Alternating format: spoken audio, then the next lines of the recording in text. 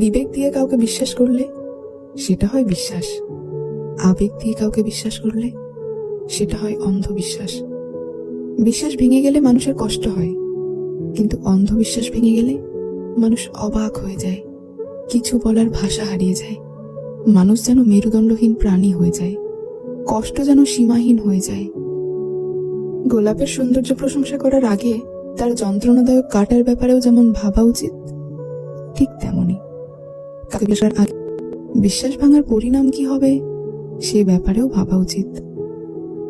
এক হাঁড়ি দুধ নষ্ট করাতে যেমন এক ফোঁটা লেবুর রস যথেষ্ট, ঠিক তেমনি বিশ্বস্ততা নষ্ট করাতে হালকা সন্দেহ করানোটাই যথেষ্ট। বিশ্বাস একটা অদ্ভুত জিনিস। কাউকে বিশ্বাস না করে মানুষ যেমন পথ চলতে পারে না, আবার বিশ্বাস ভেঙে যাওয়ার কষ্টকেও মানুষ মানতে পারে না।